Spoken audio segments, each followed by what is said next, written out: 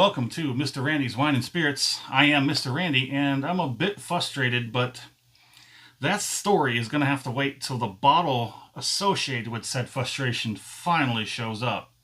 But here we are with another episode of Off the Rip. If you're new to the channel, hello, welcome, come on in. And for all my returning viewers, I love you, good to see you. You know how it goes. So, episode 1, Off the Rip, of the Talisker Single Malt 10-year. Now, if you're associated with the channel, you know, if you've watched my videos, you know I've done the Talisker Storm.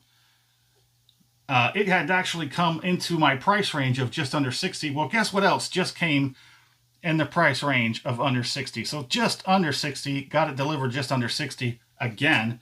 It's one of those things where they pops up on my emails or whatnot, and we get that special deal, that Mr. Randy's VIP speciality. So I just cork pop. Oh, that was a nice one. It's got a nice cork there. Gonna go ahead and have this first pour go in the glass. While we let that breathe, we're gonna show you the bottle. Let me go ahead and cork that before I make a mistake I can't rectify. So this is the Talisker 10-year, age stated. It is from the oldest distillery on the Isle of Skye. It is made by the sea, not of the sea, but it will definitely taste like it. So this is a 45.8%, which the Storm is also a 45.8, if I'm not mistaken. So it is ruggedly maritime, sweet smoke, peat, and pepper. On the back, it actually has a serving facts and the government warning. I don't need the government in my drinking. It is a Diageo product imported via New York. Talisker single malt. Okay, so there's roughly about the same markings and labels as the Storm. It did come with a box.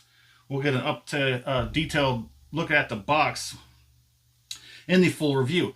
So we currently are at the first part of a 3-part review process that I do with the bottles of libations and whatnot. First part is off the rip. I crack it open, I have the first pour, and I share my first impressions with you because that's what matters. It really matters. Part 2, we're going to come back to this bottle about halfway. We're going to give this whiskey enough time and space in the bottle to open up, if it will, to see if the characteristics change any. Better for worse, it is what it is. I will scrape together as much information as I possibly can and present it to you, hopefully in a timely manner of under 10 minutes, because attention spans these days don't exceed 10 minutes, especially on YouTube, unless you're watching a documentary or something. So the color is a nice, beautiful color. It's a nice, beautiful color.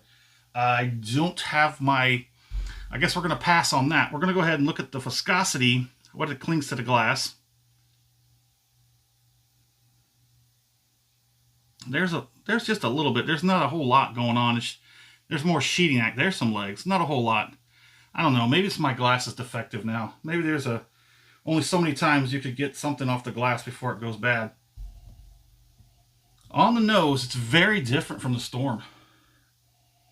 On the nose, there is that briny, peaty, not so much peat, actually. There's a little bit of peat in there, but it's different. It's a little bit of sweetness with the saltiness, the brininess, the little bit of peat and pepper. I remember it. This is different from the Storm. This is different from the Storm. It's close. It smells like they could be brothers. Not that smelling brothers is a thing. Anyways, let's get it on the palate.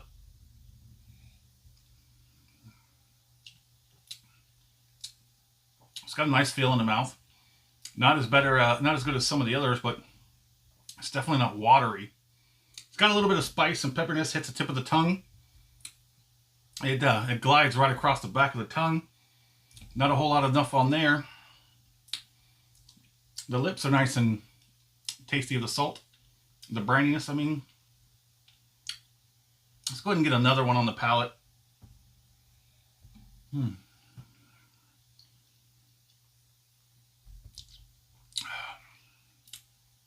Yeah, there's that sort of iodine marinated Band-Aids kind of kicking in. Not too bad. I can tell you right now, off the rip, I am going to prefer the Storm over the 10-year. Now, some people say the Storm is the step up from the 10-year,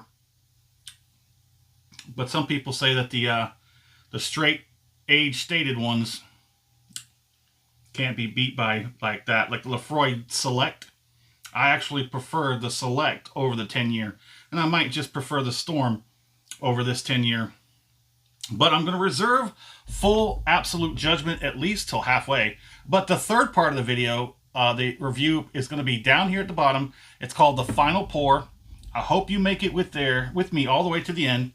And on the final pour, we're going to have the last little bit that's in the bottle, and we're going to compare it to the rest of the bottle. Does it compare?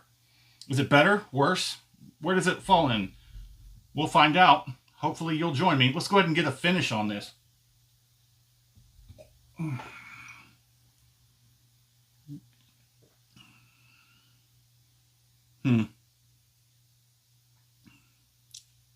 Oof.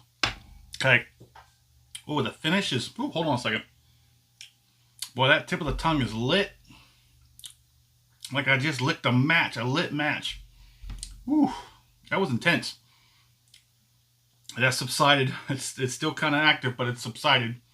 I'd probably say that was an intensity of a 7 out of a 10. Or no, we don't do the 10. We do the 5. I'd say a 4 out of 5. That intensity was a 4 out of 5. And as I aspirate here, the rest of the mouth, probably a level 2 out of 5. The cheeks, the jowls, and the warmth on the back of the mouth, atop of the throat. That's actually a pretty nice finish. If you've had the Talisker 10-year and you've had the Storm, let me know in the comments what you think. Which one do you prefer? And I hope to see you back here again at the halfway point for the full review. And hopefully this will be as good or better. I expect it to be as good or better. But as always, thanks for stopping by here at Mr. Randy's Wine and Spirits. Have a good one.